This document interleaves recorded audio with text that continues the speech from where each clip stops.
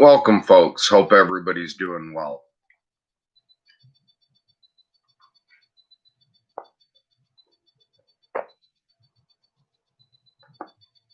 I really don't have anything at all to say in the moment, but in an attempt to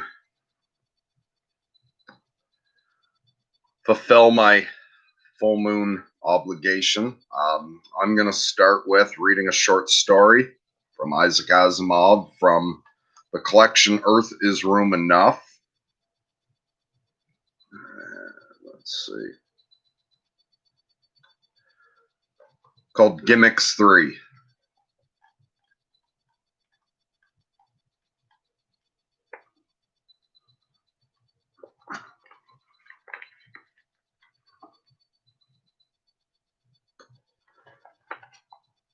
Come, said Shapur quite politely, considering that he was a demon. You are wasting my time, and your own too, I might add, since you have only half an hour left, and his tail twitched. It's not dematerialization? Asked Isidore Welby thoughtfully. I have already said it is not, said Shapur. For the 100th time, Welby looked at the unbroken bronze that surrounded him on all sides. The demon had taken unholy pleasure, what other kind indeed, in pointing out that the floor, ceiling, and four walls were featureless, 2-foot thick slabs of bronze, welded seamlessly together. It was the ultimate locked room, and Welby had but another half an hour to get out, while the demon watched with an expression of gathering anticipation. It had been 10 years previously, to the day naturally, that Isidore Welby had signed up. We pay you in advance, said Shapur persuasively. 10 years of anything you want, within reason, and then you're a demon.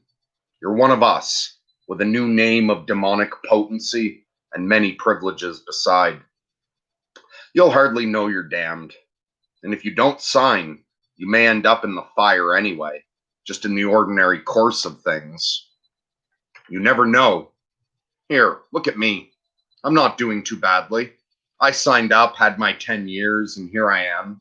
Not bad. Why so anxious for me to sign then, if I might be damned anyway? Asked Welby. It's not so easy to recruit Hell's cadre, said the demon, with a frank shrug that made the faint odor of sulfur dioxide in the air a trifle stronger. Everyone wishes to gamble on ending in heaven. It's a poor gamble, but there it is. I think you're too sensible for that. But meanwhile, we have more damned souls than we know what to do with, and a growing shortage at the administrative end.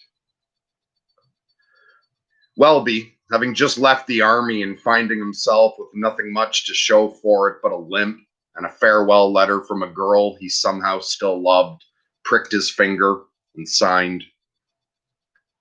Of course, he read the small print first.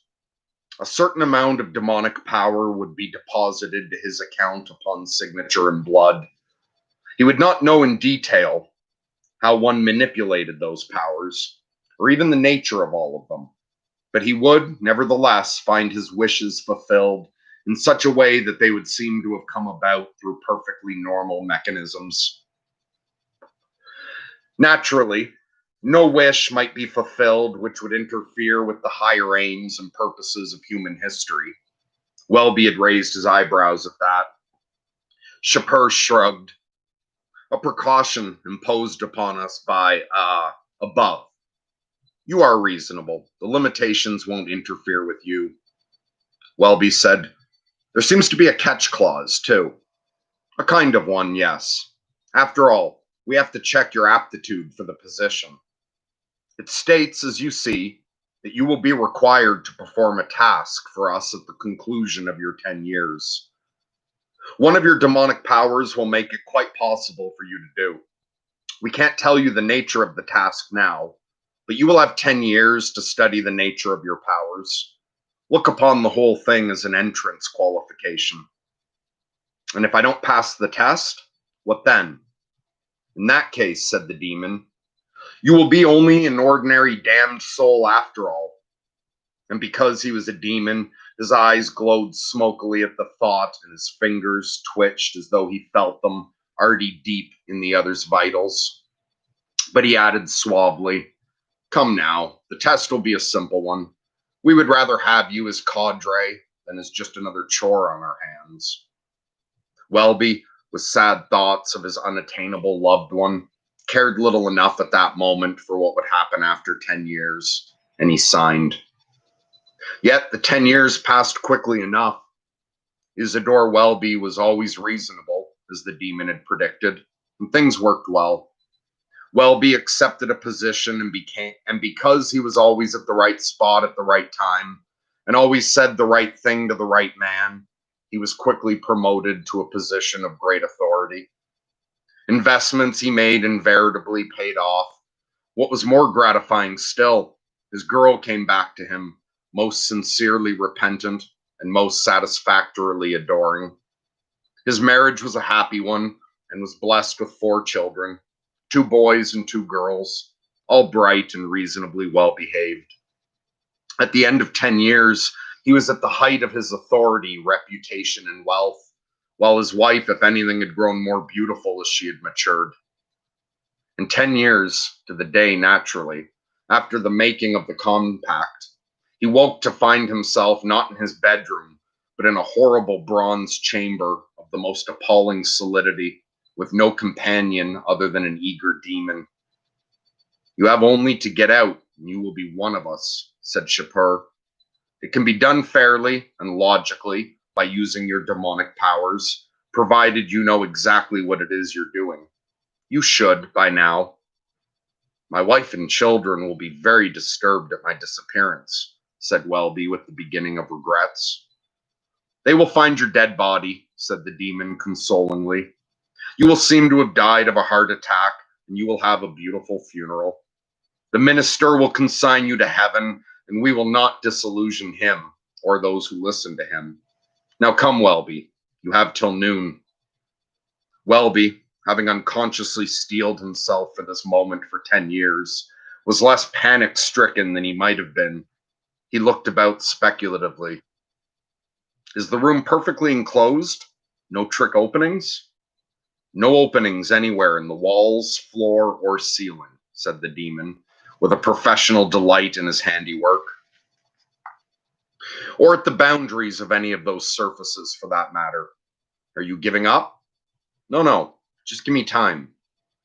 Welby thought very hard. There seemed no sign of closeness in the room. There was even a feeling of moving air. The air might be entering the room by dematerializing across the walls. Perhaps the demon had entered by dematerialization, and perhaps Welby himself might leave in that manner. He asked. The demon grinned. "Dematerialization is not one of your powers, nor did I use it in entering." "You're sure now?" "The room is my own creation," said the demon smugly, "and especially constructed for you. And you entered from outside." "I did." "With reasonable demonic powers, which I possess too?" "Exactly. Come, let us be precise. You cannot move through matter, but you can move in any direction by a mere effort of will. You can move up, down, right, left, obliquely, and so on, but you cannot move through matter in any way." Welby kept on thinking, and Shapur kept on pointing out the utter immovable solidity of the bronze walls, floor, and ceiling, their unbroken ultimacy. It seemed obvious to Welby that Shapur, however much he might believe in the necessity for recruiting cadre, was barely restraining his demonic delight at the possibility of having an ordinary damned soul to amuse himself with. "At least," said Welby, with a sorrowful attempt at philosophy, "I'll have 10 happy years to look back on. Surely that's a consolation, even for a damned soul in hell." "Not at all," said the demon. "Hell would not be hell if you were allowed consolations. Everything anyone gains on earth by pacts with the devil, as in your case, or my own for that matter, is exactly what one might have gained without such a pact, if one had worked industriously and in full trust in above. That is what makes all such bargains so truly demonic. And the demon laughed with a kind of cheerful howl. Welby said indignantly, "You mean my wife would have returned to me even if I had never signed your contract?" "She might have," said Shapur. "Whatever happens is the will of, above, you know. We ourselves can do nothing to alter that." The chagrin of that moment must have sharpened Welby's wits, for it was then that he vanished, leaving the room empty except for a surprised demon. And surprise turned to absolute fury when the demon looked at the contract with Welby, with which he had until that moment been holding in his hand for final action one way or the other. It was 10 years to the day, naturally, after Isidore Welby had signed his pact with Shapur, that the demon entered Welby's office and said most angrily, "Look here." Welby looked up from his work, astonished. "Who are you?" "You know very well who I am," said Shapur. "Not at all," said Welby. The demon looked sharply at the man. "I see you're telling the truth, but I can't make out the details." He promptly flooded Welby's mind with the events of the last 10 years. Welby said, "Oh, yes, I can explain, of course. But are you sure we will not be interrupted?" "We won't be," the demon said grimly. "I sat in that closed bronze room," said Welby, "and—" "Never mind that," said the demon hastily. "I want to know— Please, let me tell this my way." The demon clamped his jaws and fairly exuded sulfur dioxide till Welby coughed and looked pained. Welby said, "If you'll move off a bit, thank you. Now, I sat in that closed bronze room and remembered how you kept stressing the absolute unbrokenness of the four walls, the floor, and the ceiling. I wondered, why did you specify? What else was there besides walls, floor, and ceiling?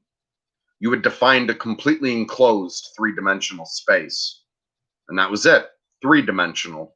The room was not closed in the fourth dimension. It did not exist indefinitely in the past. You said you had created it for me.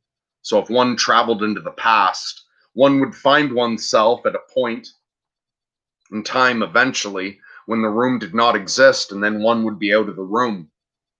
What's more, you had said I could move in any dimension, and time may certainly be viewed as a dimension. In any case, as soon as I decided to move towards the past, I found myself living backward at a tremendous rate, and suddenly there was no bronze around me anywhere. Shapur cried in anguish. "I can guess all that. You couldn't have escaped any other way. It's this contract of yours that I'm concerned about. If you're not an ordinary damned soul, very well, it's part of the game. But you must be at least one of us, one of the cadre. It's what you were paid for, and if I don't deliver you down below, I will be in enormous trouble." Welby shrugged his shoulders. "I'm sorry for you, of course, but I can't help you. You must have created the bronze room immediately after I placed my signature on the paper. For when I burst out of the room, I found myself just at the point in time at which I was making the bargain with you. There you were again. There I was. You were pushing the contract towards me, together with a stylus with which I might prick my finger. To be sure, as I moved back in time, my memory of what was becoming my future faded out, but not, apparently, quite entirely. As you pushed the contract at me, I felt uneasy. I didn't quite remember the future, but I felt uneasy. So I didn't sign. I turned you down flat." Shapur ground his teeth. "I might have known. If probability patterns affected demons, I would have shifted with you into this new if world. As it is, all I can say is that you have lost the 10 happy years we paid you with. That's one consolation, and we'll get you in the end. That's another." "Well now," said Welby, "are there any consolations in hell? Through the 10 years I have now lived, I knew nothing of what I might have obtained.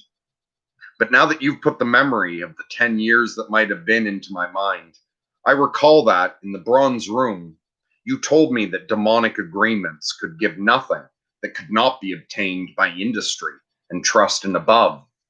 I have been industrious, and I have trusted. Welby's eyes fell on the photograph of his beautiful wife and 4 beautiful children, then traveled about the tasteful luxuriance of his office. And I may even escape hell altogether. That, too, is beyond your power to decide. And the demon, with a horrible shriek, vanished forever. The end.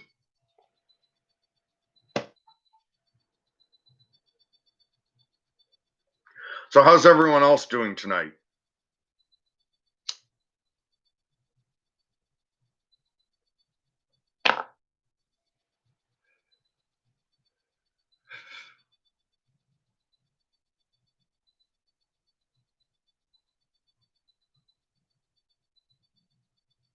No, I haven't heard a cricket tonight either. I don't know if Jiminy's still running around my house or not.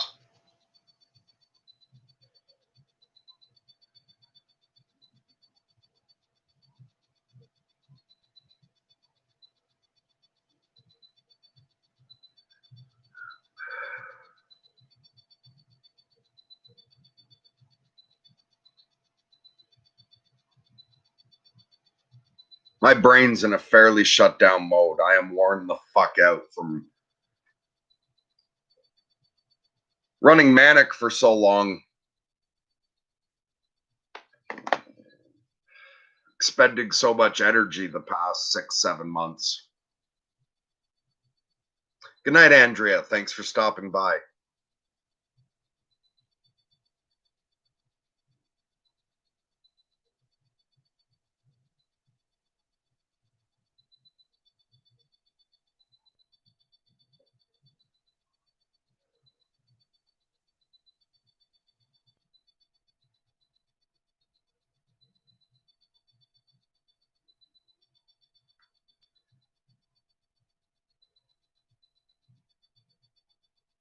And so this is a good demonstration of why I'm going dark for the month. I don't have a whole lot in me at the moment.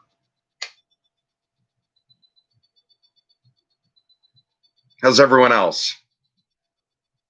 How was your day, AJ? Pat, Grizz, Dog Bark, Nolan? How's everyone else doing?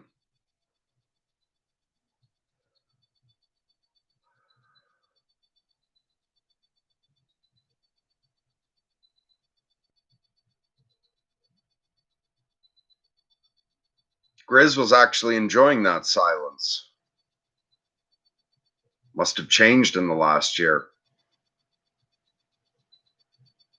Pat says low energy all around, I feel. All right, so we'll just hang out quietly for a while.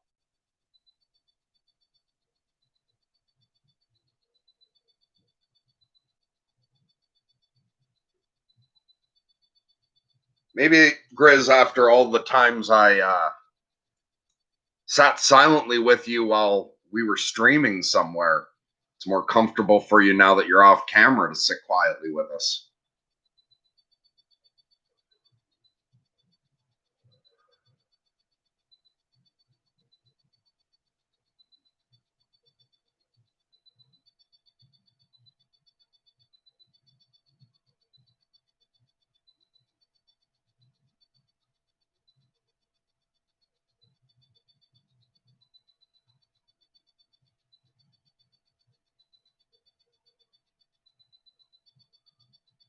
Grizz says, I feel we're on a pregnant precipice.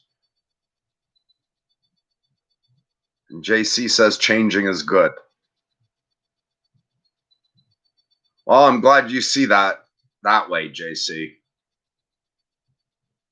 The only thing that doesn't change is that things keep changing. So if you enjoy change, life should be a fun ride.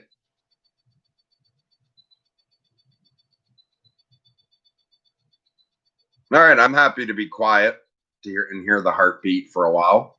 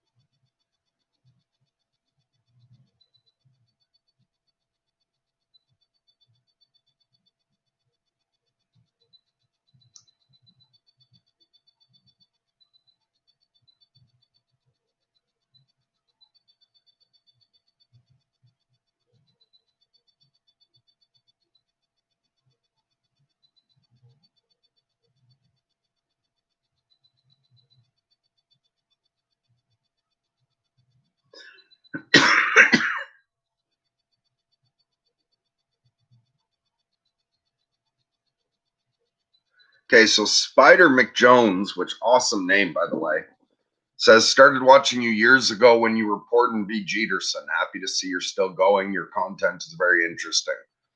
Um, you're merging me with Andrew, who started the channel. So Porden B. Jeterson was someone else who started the channel originally. He's just also a bald guy. I get that it's poor definition. Yeah, so I'm not Andrew. He gave over the channel to me and Ryan, I don't know, a year and a half ago, a bit more. And this summer Ryan retired, so I run the channel now.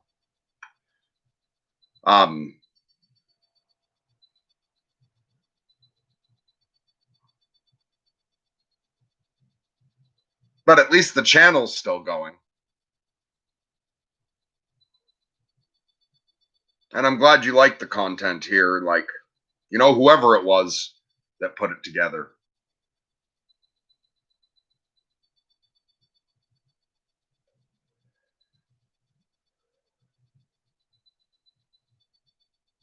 Spider McJones says, Jesus, man, that's interesting. You really looked like him. Still good to see the channel going, though. Well, yeah, we don't mind when people mistake me for him. He's not insulted by it, so no harm done. Grizz says, here's to the chaff we got attached to this year.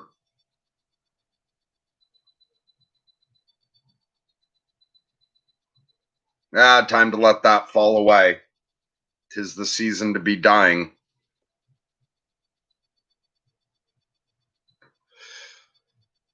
Dog Bark says, what can you tell us about wildlife around your place lately? Past few weeks, amount of rodents around has dropped. For a while, I wasn't seeing any chipmunks at all anymore. It's been a couple weeks since I saw the groundhog around.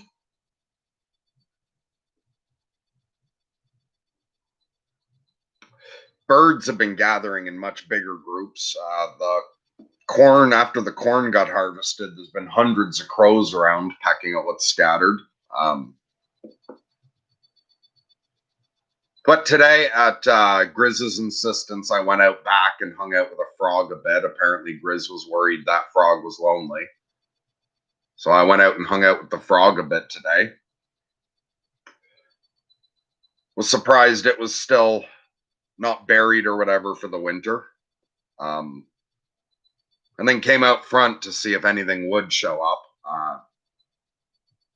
And one chipmunk did turn up today. She's been around a couple days this week. Calling her Nebula. I think it's there's two territories. There's the yard, and then my driveway has rows of trees down either side. The driveway is a different territory than my yard. And Nebula lives over in that other territory, and will come into the yard from there. But even over in that territory, she's like the bottom of the pecking order. So over the summer, she rarely got a chance to come up to me. But because none of the other chipmunks in the pecking order were around, me and Nebula got to hang out for an hour today, which was nice to have her around.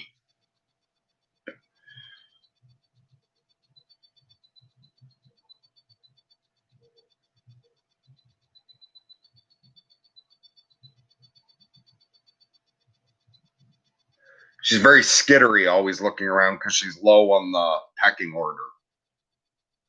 She looks around quite a bit and is very skittery. But more so than most chipmunks, she didn't mind like handling and petting. A lot of the chipmunks, like you try to pet them, they take it as you wanting them to move. They sort of move around to the other side or whatnot. But she was very, Nebula was very cuddly today. But it was nice to hang out with her. Chipmunk's fur is very, very soft.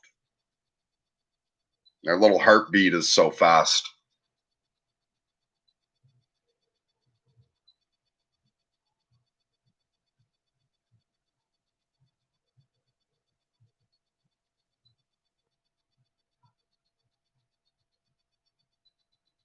JC says, I love crows, man. They're really smart.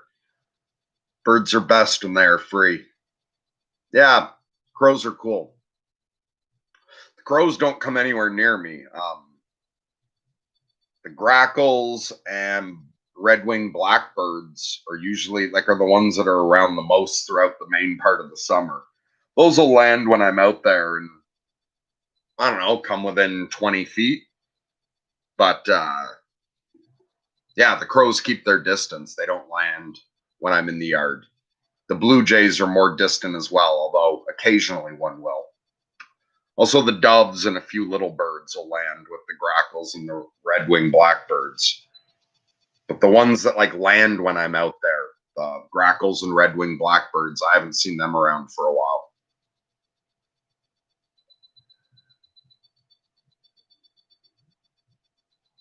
Chris says, wait till you see the humans, JC.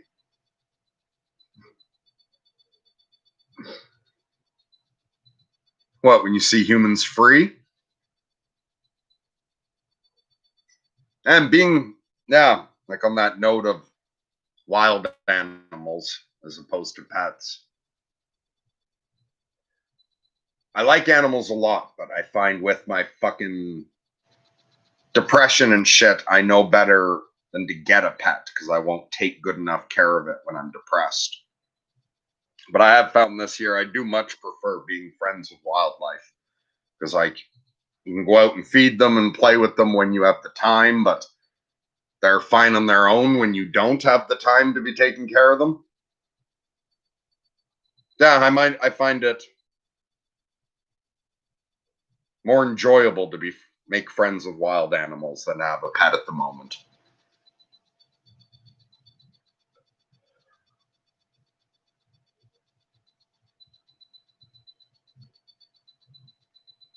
Oh, maybe the crows will just take time. Maybe I can make friends with them one day.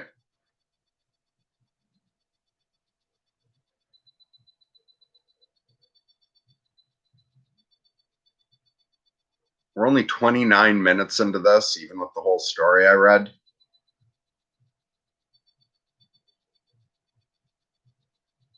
Well, I'm going to stick it out for an hour, even if Chris says healthier boundaries with wildlife than with pets. Yeah. Hey, Dust. It's nice to have you here. I'm sorry to hear you've been going through hell lately, but it's nice to have you here. I've been praying for you.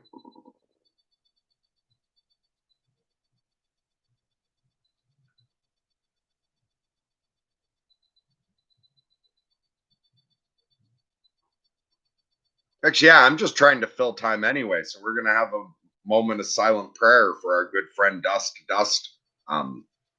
He's going through difficult times.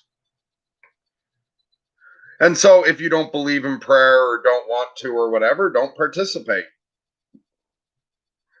I'm going to take a moment of silent prayer and invite anyone, whether you're watching this now or in the future, to join me.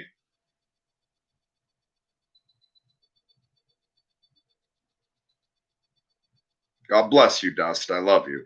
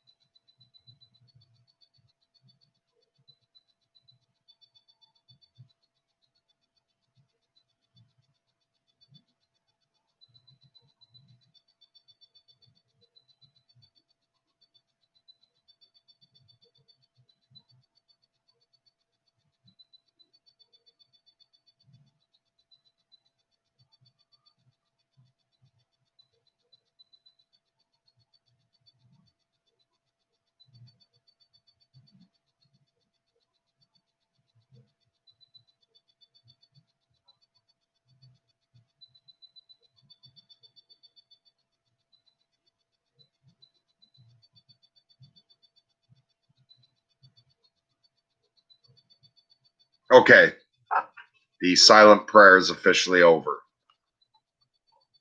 So people can type whatever nonsense they want without feeling disrespectful.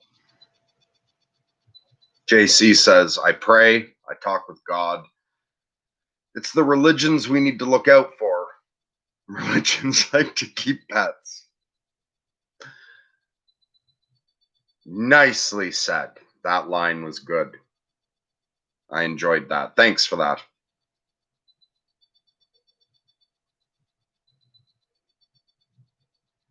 And AJ says, thanks for being here. I'm enjoying spending time. Thank you for being here.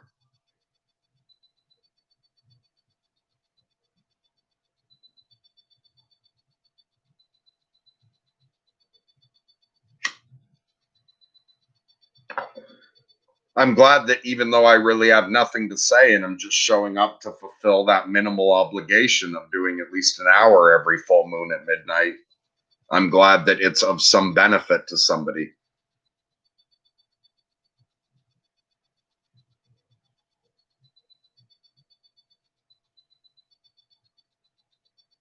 And Dust to Dust says, I think I now know what darkness feels like a lot more.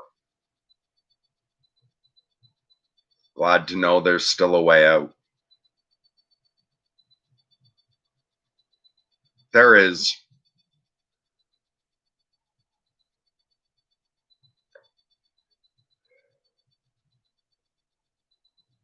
And that deeper knowing of the darkness has value when you get back out. The deeper you go in and make it out again,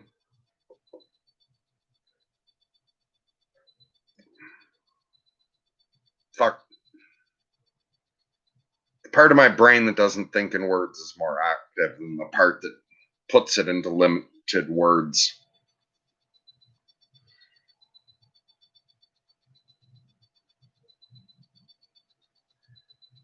Every increased layer that you go deeper into the darkness, that more intense darkness level, if you can make it back out, doesn't have the control or influence or threat once you make it back out that it has before you've been in it and survived it. It makes you more powerful to go through that shit. And it gives you a deeper understanding of the universe.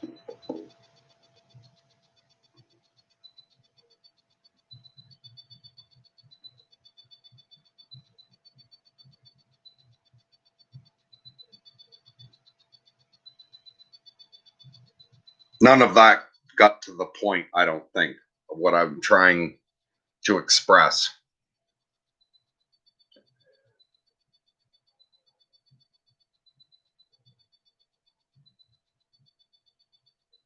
We'll talk again sometime when my brain's working better, Dust. And we'll talk more about that. Whether you're still in the darkness when we next talk or whether you've made it back out. Watch out for cynicism. It's a killer. Fuck yeah. When you're down in the darkness, cynicism is brutal.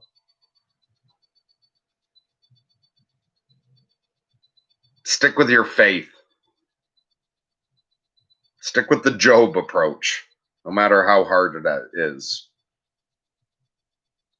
Stick with the I love you, God, I'll go through this for you.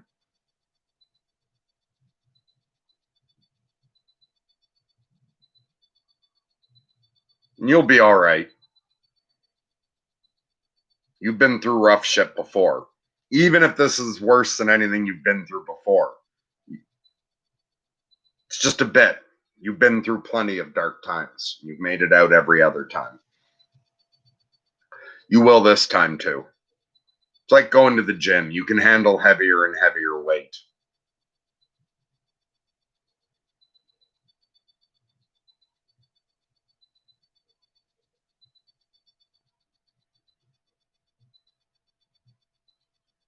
Grizz says, so if you're going to be a religion, at least be a good shepherd.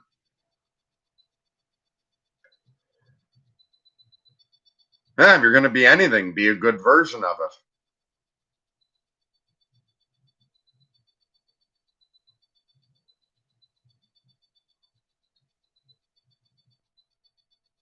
Pat points out there's always a light somewhere in those pits. And Dust, when you're in the darkness, you're one of the lights in the darkness.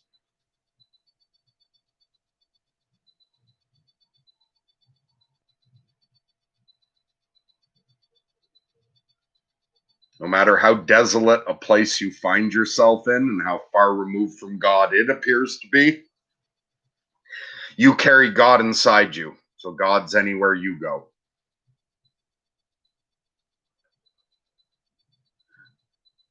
Yeah, like Grizz says, when all you see is darkness, shine.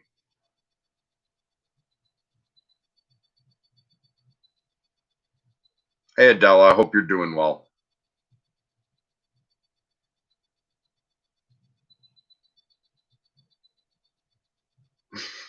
Pat says, we are good at hiding the light from ourselves. Like, really fucking good. Very true.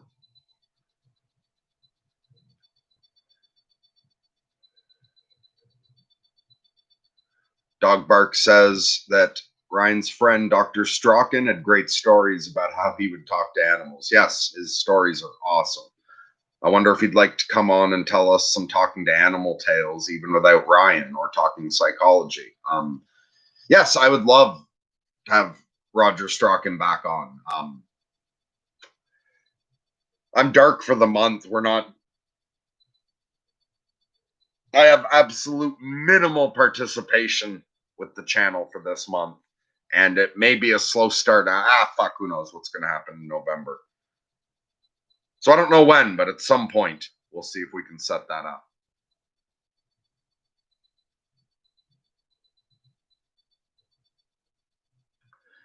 JC says, I find that I don't need to speak perfectly for others to understand if they're really listening to you. Okay, and AJ's proving your point by saying that made a lot of sense.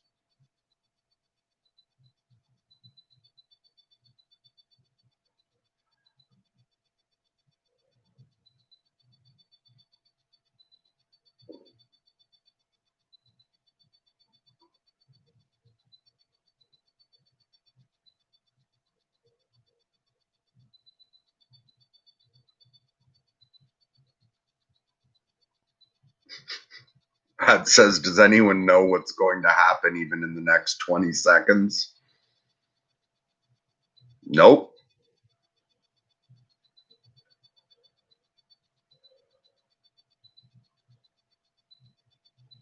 All right, Pat, here's your surprise. It's a bathroom break. Hi, Beth, love you. I'm going to be back in a minute. Chat amongst yourselves or enjoy a moment of silence or fuck, do whatever you want. You're on the other side of the screen. I don't know what you'll be doing. Run around screaming if you want.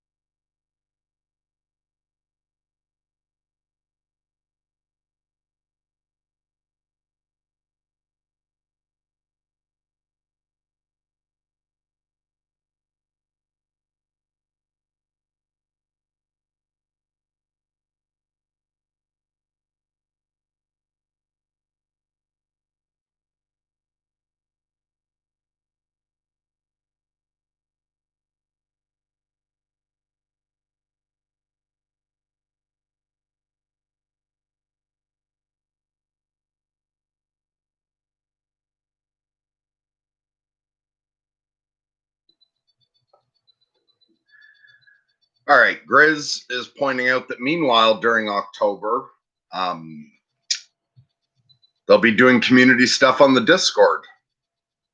And Grizz thinks everyone would look good in our leggings, or just Pat? Pat's claiming to have ordered a pair. And Grizz says Moon. That spells Patty in leggings.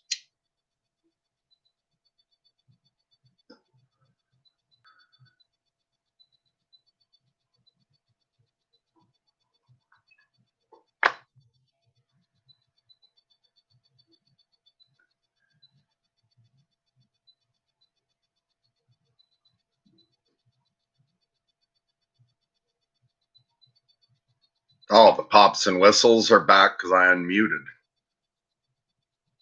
You enjoy that much, do you, Grizz?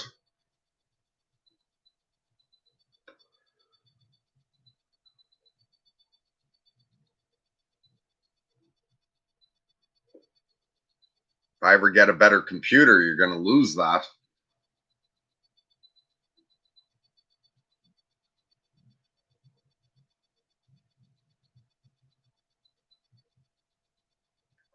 But on the other hand, if I ever get a better computer, we can upgrade so that when I need to take a break, I can play one of like 2 more V's videos or something. So there'll probably be more benefits to a new computer. That you won't miss the weird whistlings that much.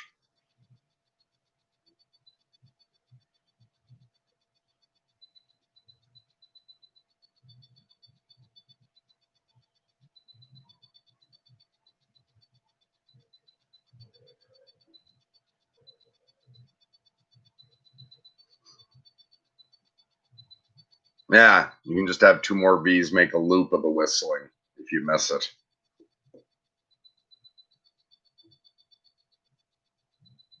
There's plenty of it for you to sample. You can make your own fucking nonsense music out of it.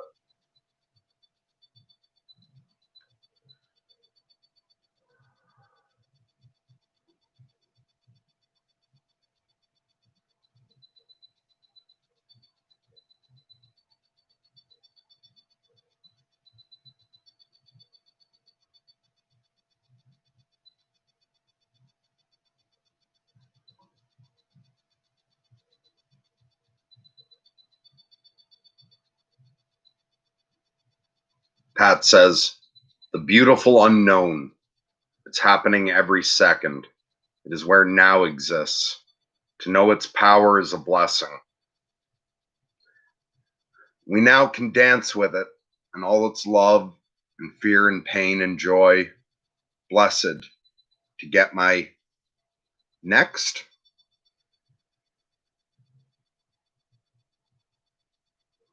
Beautifully said. Blessed to get my next brat.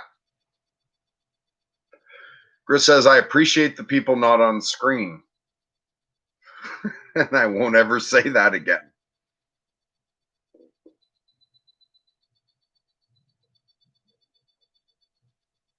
Yeah, all of you out there, whether you're commenting or not.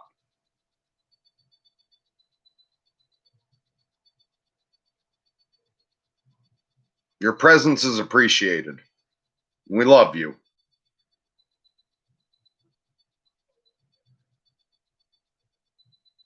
Grizz says, I used to trip on breathing the same air as Alexander the Great.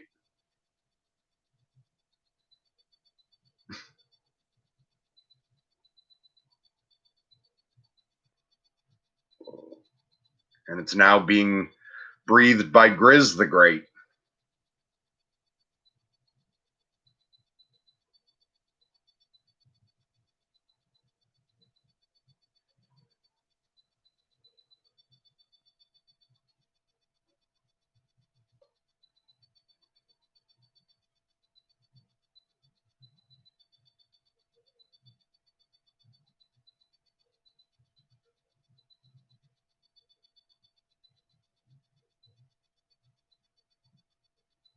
Daniel says, you okay, man?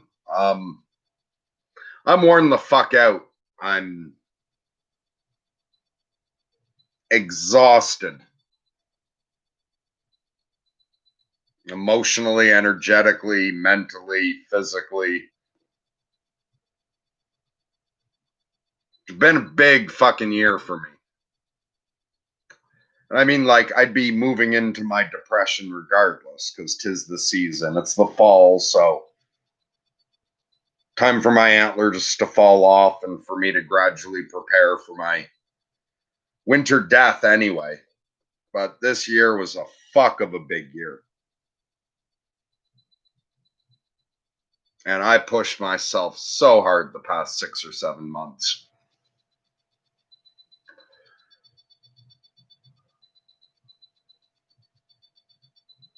Past couple days, like even when I take time to rest, it feels like an entire ocean inside me has been depleted. And like I'm trying to refill it with a garden hose.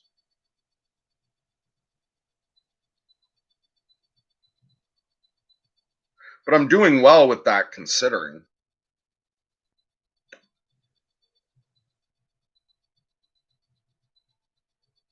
Like depression comes with it the desire for you to focus on everything the wrong way.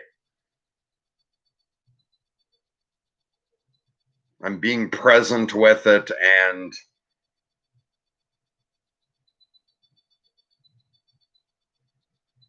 in one sense I'm very depressed, and in another I'm perfectly fine. I'm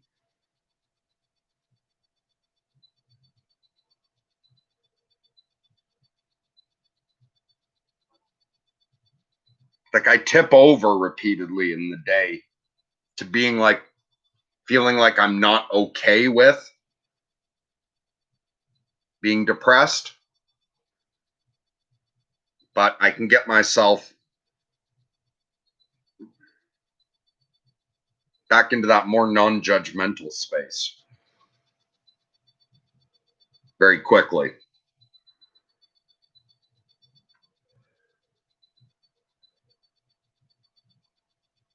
I'm okay, even if it doesn't look like I am. It's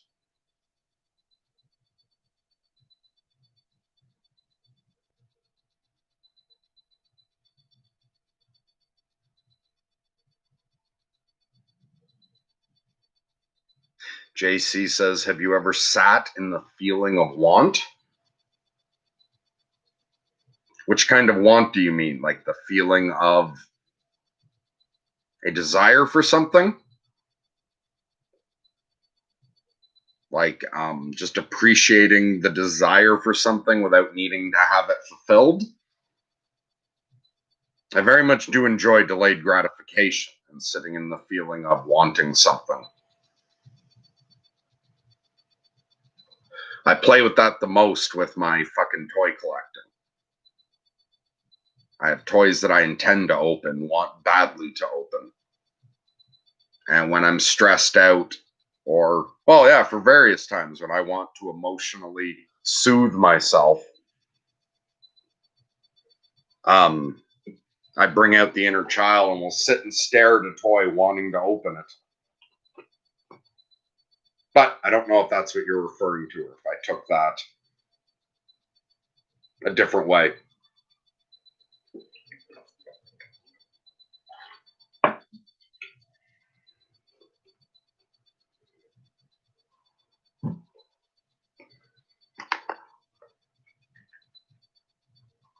Daniel's follow up to what I said about being depressed. Oh, I see that. Autumn's hard for a lot of people. Many of the worst thoughts and feelings that I've ever had were in the fall.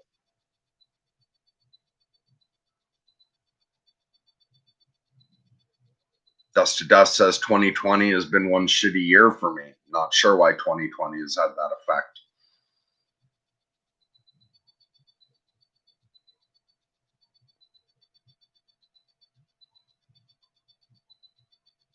I think it's because God knows you're strong enough to handle it. And there's some reason for it down the line.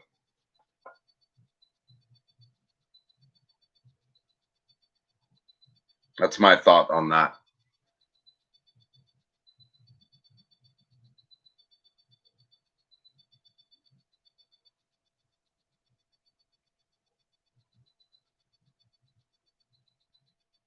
So Daniel says, what are some of your goals?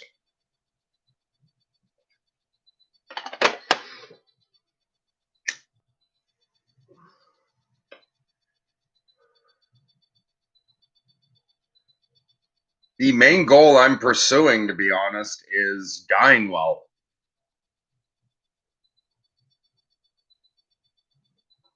I'm aiming for the shining city at the top of the hill after I step out of this mortal coil.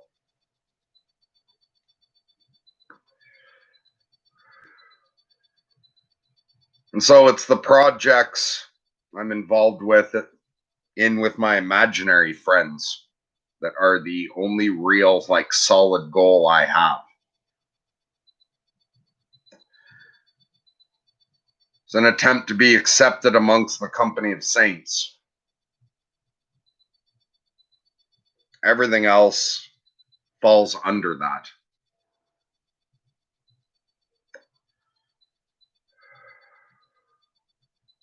I do find when I set plans, I get a certain amount of instruction from above, but you're also sort of free to fill out certain areas however you want.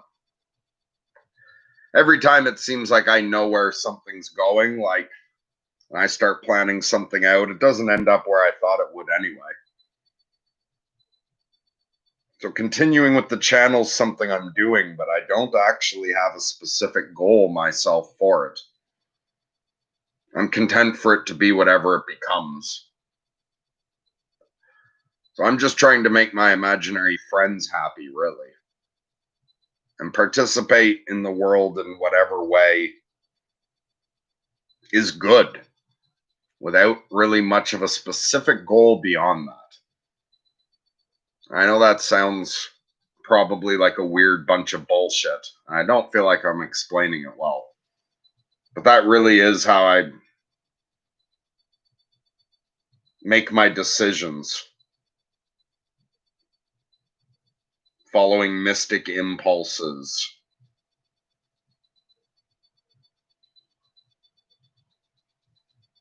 Much more than setting concrete, logically thought out goals.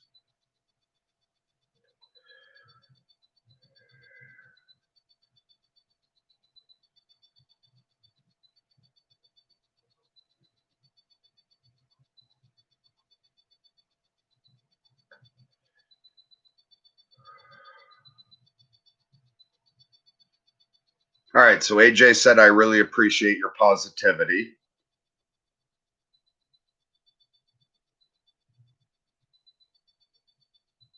And so notice what that tells you about yourself. If you appreciate my positivity,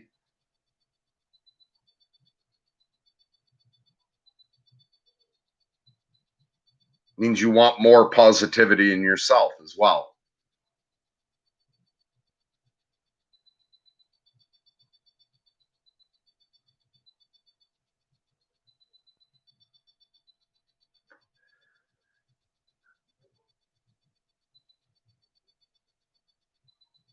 So we'll work together spreading positivity into this heavily weighed down world.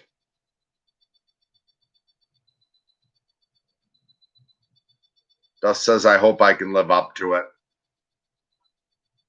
I have no doubt you will. I'm not downplaying how brutally difficult things are for you right now.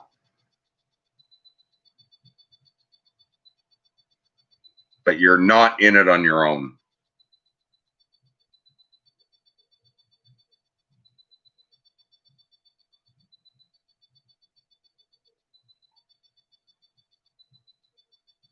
Dogbark says, please tell us about your view of the apocalypse. I understand you think we're in it now.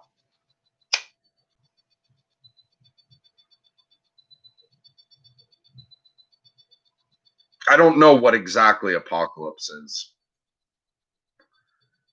Weird shit you encounter, and I don't know what the right things to attach to it are. Is this some sort of platonic form, some sort of archetype, some sort of energy? Is it a point within the pattern?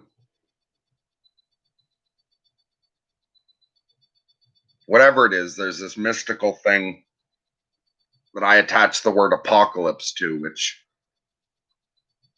is either going to go the direction of some sort of leveling up, a phase shift, and entering into a golden age, or some sort of Armageddon, destruction.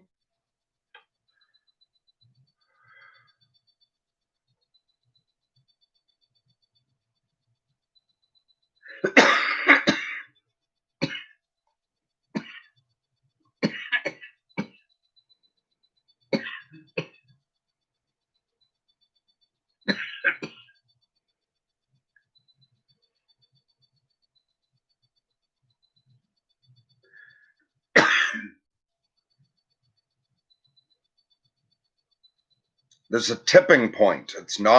We're not in a phase of things just continuing as they've been. The world being the world that we live in. Like, this just is not a stable point. It seems obvious this is some sort of transition.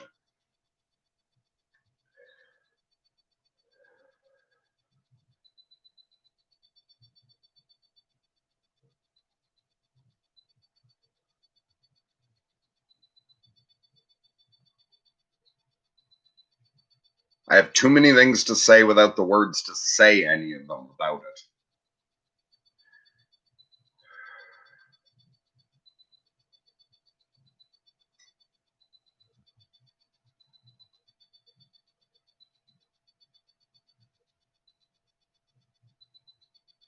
But it's also a fractal thing.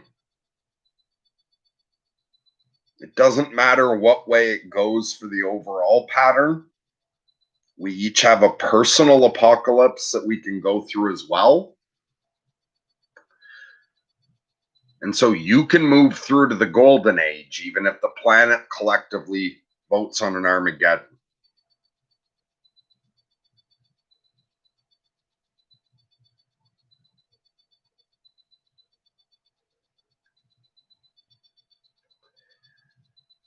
Not only are the dangers exaggerated in times of apocalypse, but the opportunities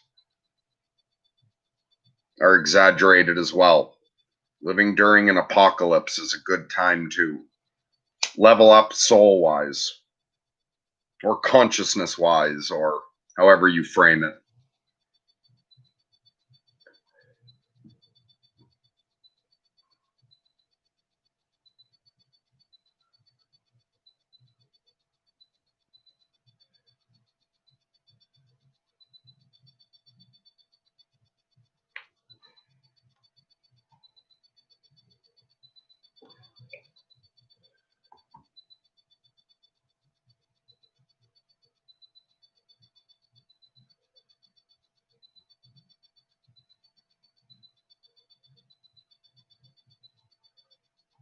Daniel says, I also quit drinking the 15th of October in 2015. In the autumn, took my last drink around noon. Good for you. So you're almost 5 years sober? Congratulations. Dust to Dust says, I think it's good just existing. The channel, that is. Also, just the first half of the sentence, Dust. Even when it's difficult and when you're in one of the hell spaces we can fall into, phenomenologically, I think it's good just existing. Overall, it's good and there's purpose. And Pat wants to know if you're in the Discord, JC. Anyone? Okay. And JC said, no, never thought of joining it. There is a link in the description if anyone's not in the Discord that would like to join.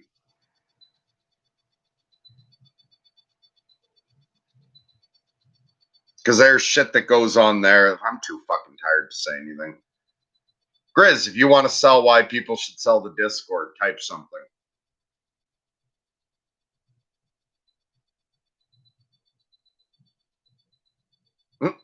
JC says, I'm more like the bird and have a fear for the cage of community. Yeah, you fly free and just land whenever you feel like it and take off whenever you want.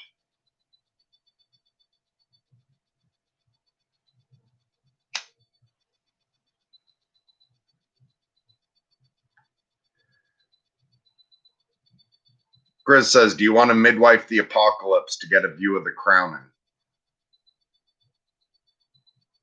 All that fucking hyper bullshit that's alive in me all summer does.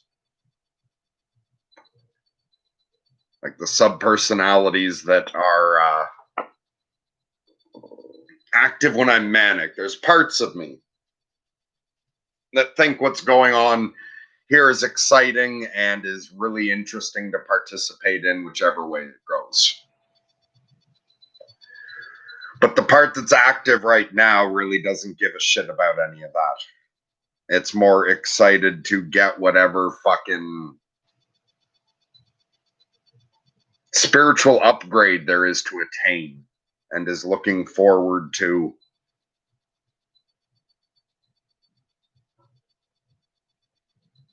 the journey beyond this world.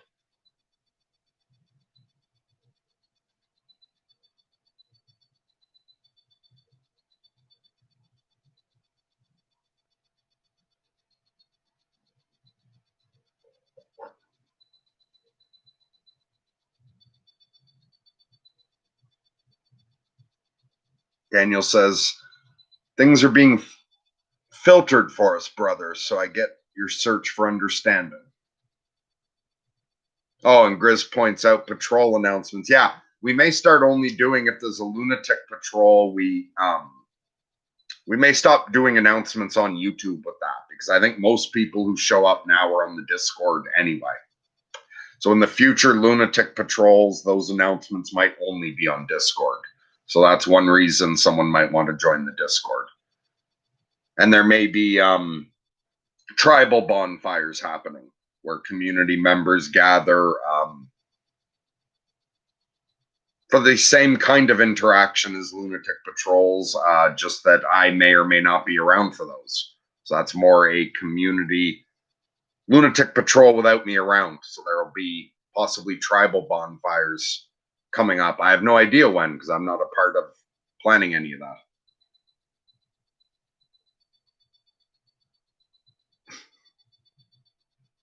Grizz says, I meant you want to see Culture's crotch because I'm hilarious. Yes, you're very funny, sir.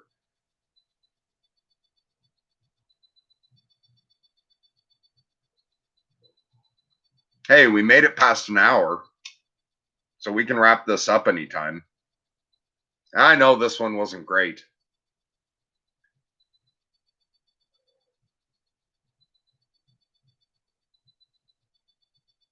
But the way I thought of today's was even if it sucks, it's, just keep up the routine. Do the bare minimum this full moon, but show up, keep up the routine. And yeah, fuck, we accomplished that.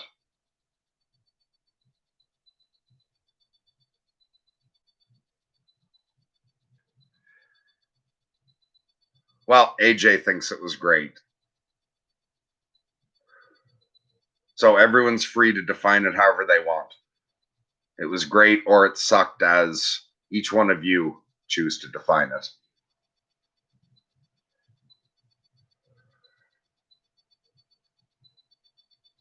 Okay, Dog Bark says, are you at liberty to tell us more about your angels, like how many, some names, etc.?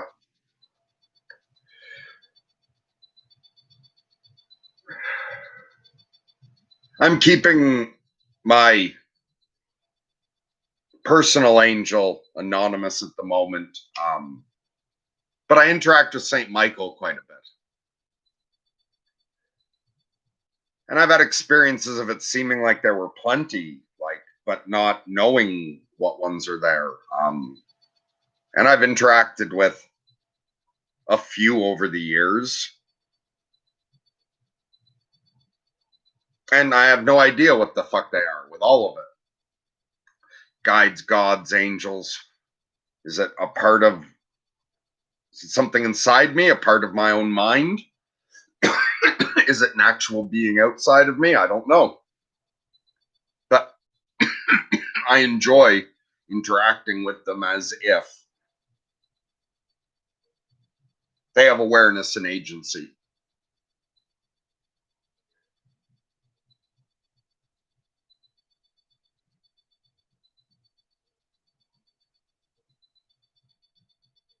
There's sometimes presences that are felt in a weird energetic way.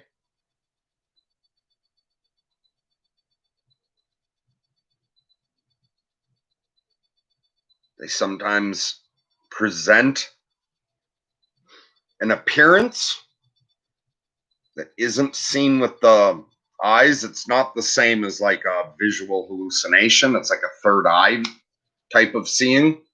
The image is appearing in your mind. I don't know. I don't know what else to say about it. Grizz says, since it's harvest moon, can you look back at this summer with that lens?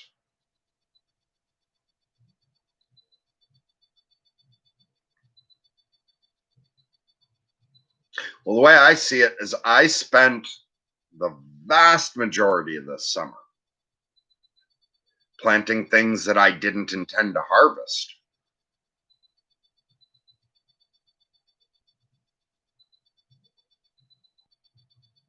I was putting my energy into helping people plant the seeds they wanted to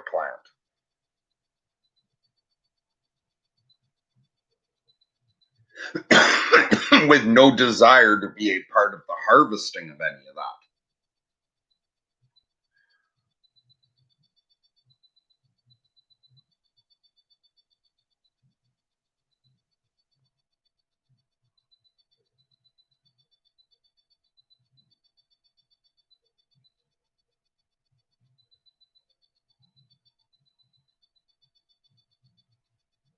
You're welcome, Adela, and you take care as well.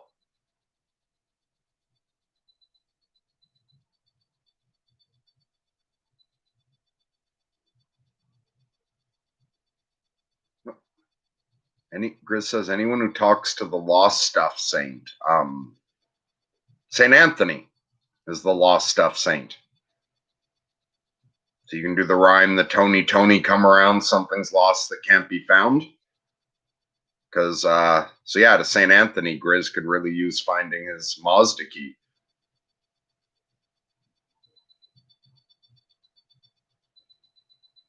I don't know what you're referring to, but I just like the sentence. I forget what the fuck's been said before now.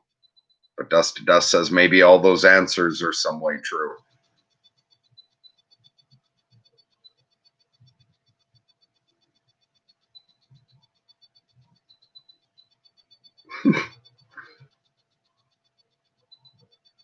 JC says time is the most important thing we have as humans. And we wasted here, but it was time well wasted. Well, I'm glad that felt well wasted to you.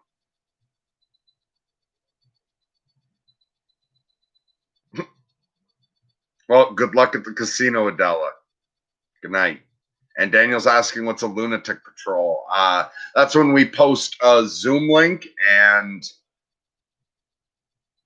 I host like a gathering where we often watch something at the beginning together and then hang out and talk for hours.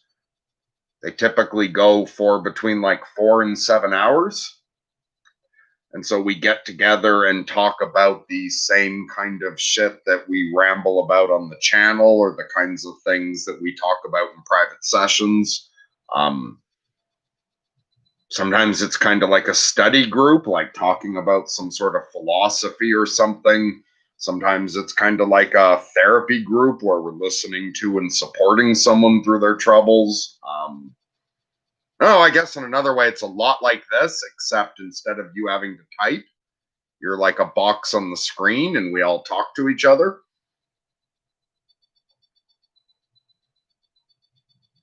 So anyone who's actually like enjoys these lunatic lives, like if you enjoy just listening to me ramble, I think you'd enjoy the lunatic patrols. Because it's also a very high quality weirdos that show up to this shit. There's a lot of very fucking interesting people in our community.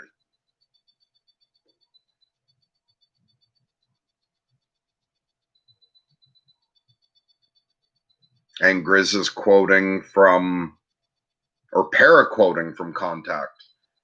In all our travels, all we've found that makes the darkness bearable is each other.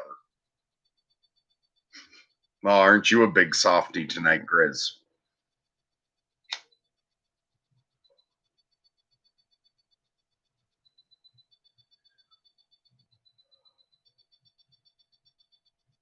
So what do? We're past obligation.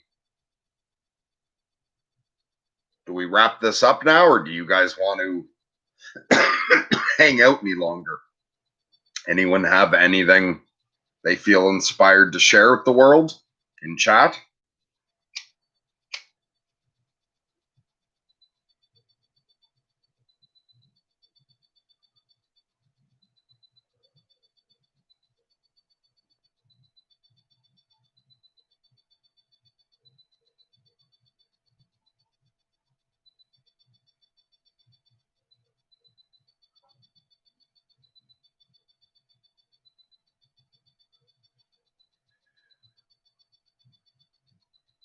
Just said I had amnesia for a while. That was fun. Now, see, now I don't know if that was fun is sarcastic or not. I could imagine amnesia being frustrating and unpleasant, or being an interesting and genuinely fun experience.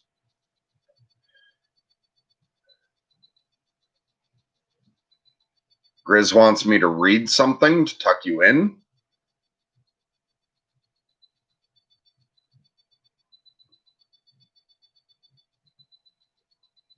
I don't know what else to read.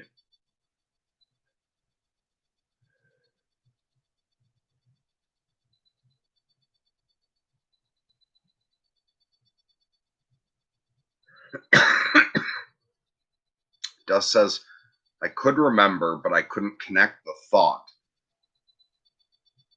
That is, was me.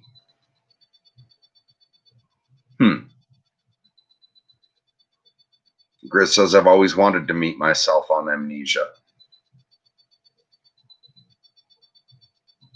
That would be an interesting experience, but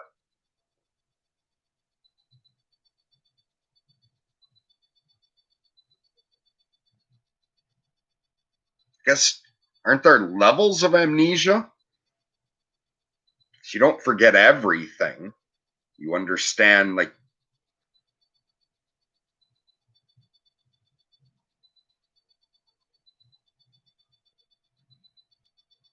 you still remember all language and everything.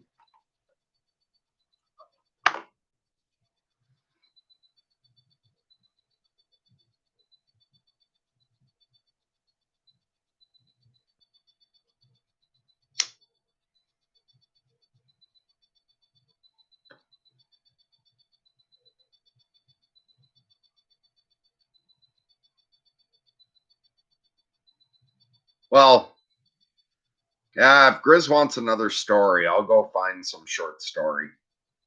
You want something else out of this? I'll take another washroom break. And then I'll read one more story if you want one, Grizz. I just don't know what I've got that's short enough. What else is in this? Or do I grab a different book?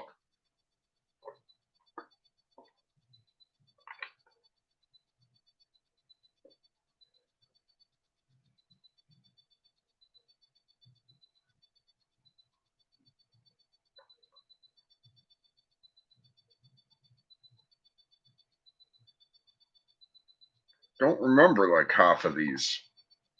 I haven't read this in a long time. What'd you say? End of something, poem, whatever.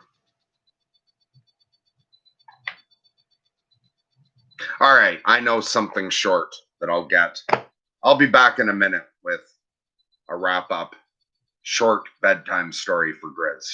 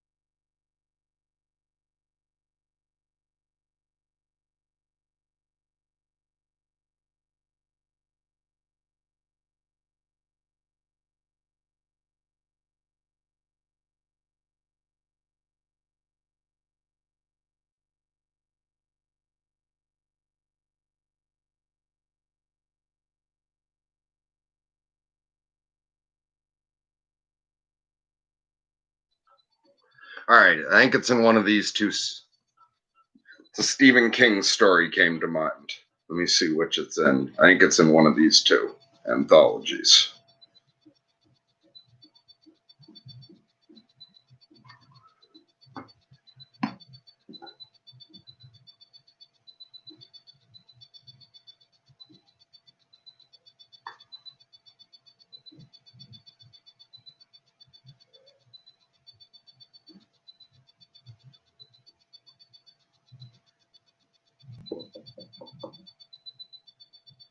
Okay, so AJ says, this is random, but I thought I felt something in the house today, and it scared me. Could you send me a blessing of safety before you go? Absolutely, and a prayer to St. Michael. So we're going to take another moment of silence for a prayer of protection for AJ.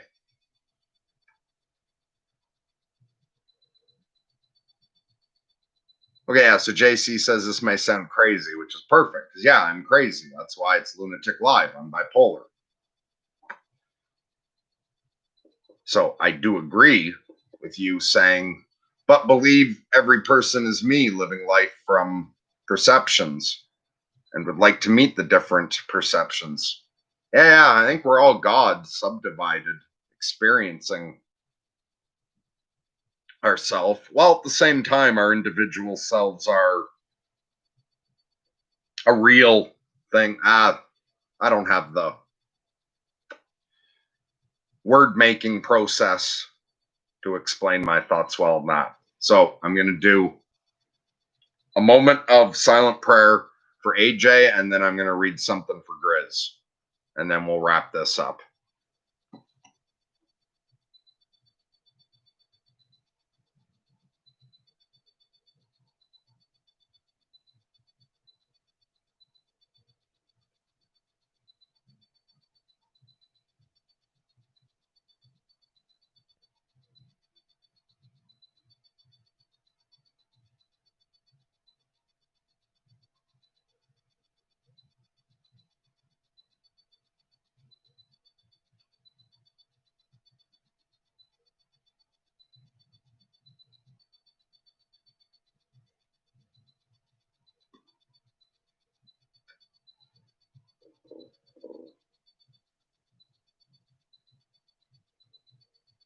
Everyone should have a good night now.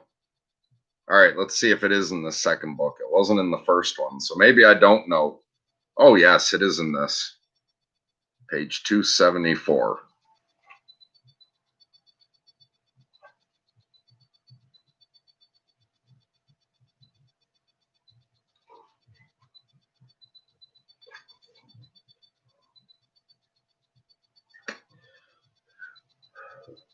So this is called Paranoid, a chant. I can't go out no more. There's a man by the door in a raincoat smoking a cigarette.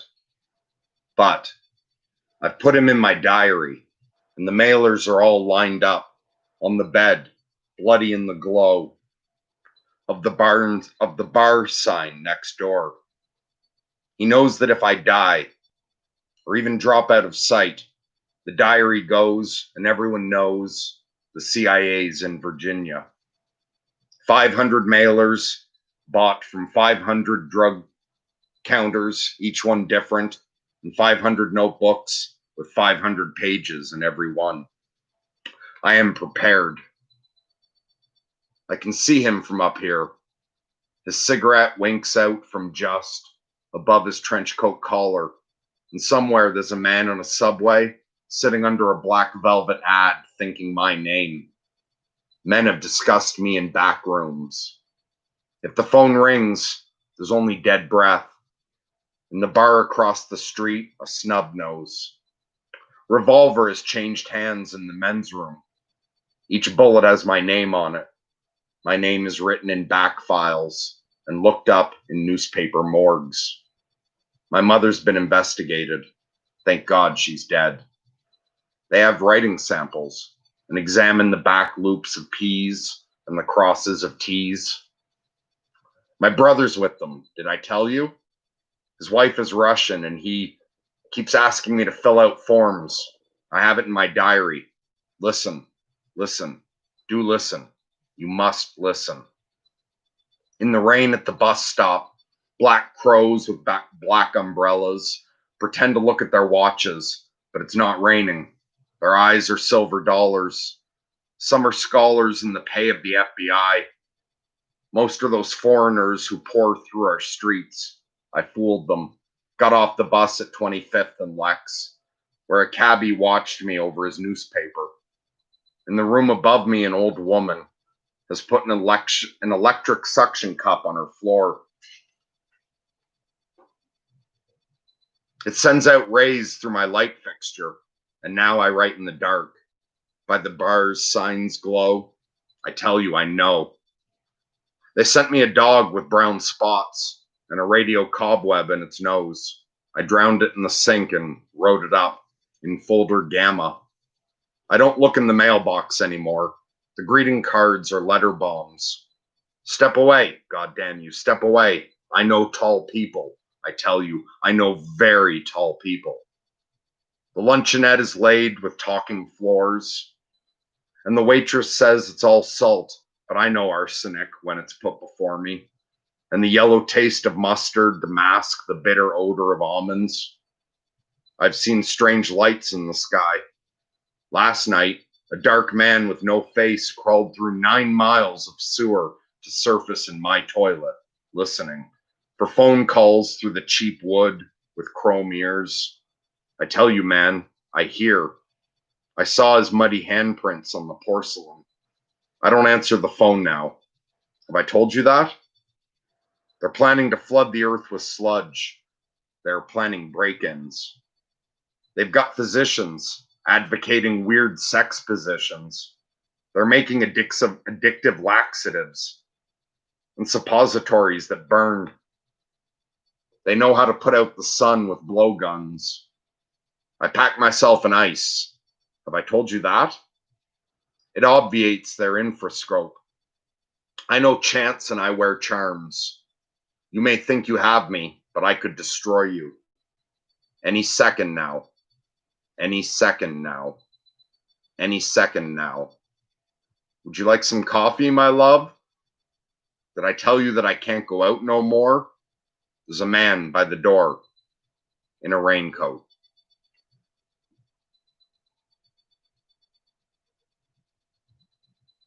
Good night, everyone. Thanks for coming. I may pop up randomly sometime throughout the month, but if not, I'll see those of you who want to attend at the next full moon. God bless and lunatic love to all.